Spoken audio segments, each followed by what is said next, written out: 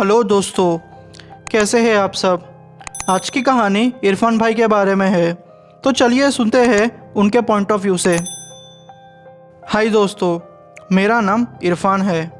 मैं कश्मीर के एक छोटे से गांव का रहने वाला हूँ। मैं एक ट्रक ड्राइवर हूँ। मेरी उम्र 30 साल की है। मेरी पत्नी सबा की उम्र 25 साल की है। हमारी शादी हुए 3 साल हो चुके थे। हमारी कोई भी संतान नहीं थी, पर आखिरकार बहुत सालों के बाद मैं बाप बनने वाला था। मेरी वाइफ प्रेग्नेंट थी। हम लोग आबादी से दूर हमारे खेतों में एक छोटे से घर में रहते थे, क्योंकि मेरे पिता को खेतों में रहना अच्छा लगता था। मैं उनको छोड़ के नहीं जाना चाहता था, तो मैं उनके साथ रहने लगा। मैं एक ट्रांसपोर्ट कंपनी में काम करता था। कमाई इतनी हो जाती थी कि मेरा गुजारा अच्छे से चल जाता था। यह घटना मेरे साथ जुलाई 2016 में घटी थी।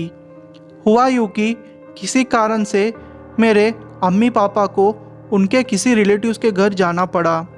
मम्मी तो मेरे पत्नी के साथ ही रहना चाहती थी, पर मैंने कहा कि मैं संभालूंगा, आप चले जाए। बहुत फोर्स करने पर वो लोग चले गए।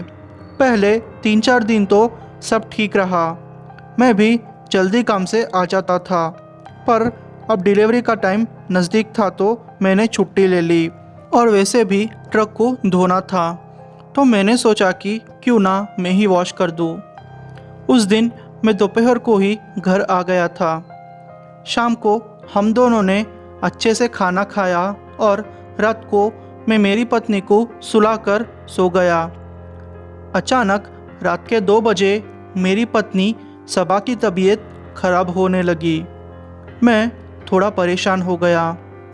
मैंने सबा को बोला कि तुम रुक जाओ, मैं गांव से किसी दाई को लेके आता हूँ, या फिर कोई नर्स मिल जाए तो लेकर आऊँगा। पर सबा बोली कि इतना वक्त नहीं है।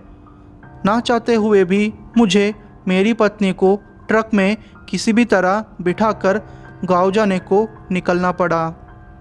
रास्ता वैसे ठीक था। बीच में मेरी पत्नी की तबीयत बहुत ख़राब हो गई थी। मैं डर डर के ट्रक चला रहा था। बीच में मुझे कोई बुढ़िया जाती हुई दिखाई दी। वो बुढ़िया मुझे रोकने का इशारा कर रही थी। हमारे घर से गांव का रास्ता 5-6 किलोमीटर है, तो मैंने सोचा कि यह बुढ़िया गांव की होगी। अगर मैं इसे बिठा लूँगा तो मेरी पत्नी की कुछ मदद हो जाएगी। मैंने ट्रक से नीचे उतरकर उस बुढ़िया को सब बताया। उस बुढ़िया ने मुझे अलग नज़रों से देखा। उस बुढ़िया से मुझे अजीब सी बदबू आ रही थी, जैसे सड़े मांस की बदबू। मैंने उस पर ज़्यादा ध्यान नहीं दिया। वो बुढ़िया बोली कि पास में ही उसका घर है, और वो बोली कि वो एक दाई है, और बोला कि मेरे पत्नी की वो डिलीवरी कर देगी। और क्या था, मैं इसके लिए तैयार हो गया, क्योंकि मेरी पत्नी की हालत बहुत ख़राब हो गई थी। जंगल जैसे रास्ते में पास में उस बुढ़िया का छोटा सा घर था। उस बुढ़िया ने बोला कि तुम बाहर बैठो, मैं संभाल लूँगी। मैंने सोचा कि चलो सब ठीक हो जाएगा। मैं चैन की सांस लेने लगा। मुझे लगा कि मैं एक बार अपने अम्मी पापा को ये बात फ़ोन पे बता दूँ। तो मैं अपनी अम्मी को फ़ोन लगाने के लिए उस घर से थोड़ा दूर चले गया। जब मैंने अम्मी को ये बताया कि हमें एक बुढ़िया ने मदद करने को कहा है, तो मेरी अम्मी पहले तो चौंक गई और बोली कि कौन सी बुढ़िया बेटा। मैंने बोला कि गाँव जाते वक्त जो जंगल पड़ता है ना अम्मी, उसी जंगल में उसका घर है अम्मी, वो वाली बुढ़िया। मेरी अम्मी ने मुझे ज़ोर से बोला कि बेटा वो कोई बुढ़िया नहीं है, वो तो चुड़ैल है जो कि छोटे बच्चों को मार के खा जाती है। मैं बोला अम्मी पागल हो क्या आप, क्या पागलों जैसी बात कर रहे हो। अम्मी ने कहा कि अपनी आंख बंद करके आयत पढ़, फिर तुझे सारी बात समझ आ जाएगी। जैसे ही मैंने आयत की पहली लाइन पढ़ी, मुझे अचानक से ठंड लगने लगी। जब मैं पीछे मुड़कर देखा तो वहाँ घर नहीं था और मेरी पत्नी को एक खटिए पे लेटा दिया गया था। वो बुढ़िया अपने चुड़ैल के रूप में आ चुकी थी। उसके पैर उल्टे थे और आंखों की पुतलियाँ गायब थी। उसने कोई भी कपड़े नहीं पहने थे। वो मेरी पत्नी के पेट को चीरकर उसमें से बच्चे को खा रही थी। मैंने आयत पढ़ना शुरू कर दिया। वो औरत मेरी पत्नी से तो दूर चली गई, पर मेरे बच्चे को आधा खाकर वो फेंक के चली गई। जाते टाइम वो ज़ोर से बोली, आज तुझे तेरे अल्लाह ने बचा लिया है। आज बच गया तू और तेरी पत्नी भी। अगली बार मारे जाओगे। मेरी पत्नी बेहोश हो चुकी थी।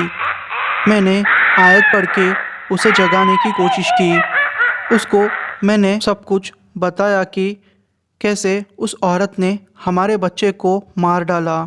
सबा का बहुत सारा खून बह चुका था। मैंने उसे अपने कंधे पर उठा के गांव तक चलते गया और डॉक्टर साहब को दिखाया।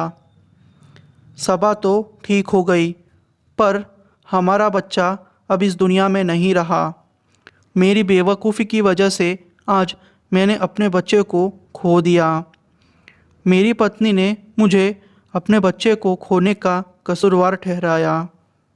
करता भी तो क्या मैं, मेरी मजबूरी थी। आज हमारी एक बेटी है, पर पहले बच्चे को खोने का गम अभी भी मुझे है। पता नहीं यह गम मुझे कब तक पीछा करता रहेगा। मैंने इस गम के वजह से खुदकुशी करने की भी कोशिश की, पर नासफल रहा। दोस्तों, आपको यह कहानी कैसी लगी? अगर आपको ये कहानी पसंद आई हो तो मेरे चैनल को सब्सक्राइब कर लीजिए और मेरे वीडियो को लाइक कर दीजिए। अगर आप मुझको अपनी कोई कहानी भेजना चाहते हो तो मुझे मेरे इंस्टाग्राम से आप मुझे भेज सकते हो। ऐसी ही कहानी सुनने के लिए आप मेरे चैनल को सब्सक्राइब कर लीजिए, जिससे कि जो भी कहानी मैं अपलोड करता हूँ वो कहानी आप तक सबसे पहले पहुँच जाएगी। थैंक यू दोस्तों।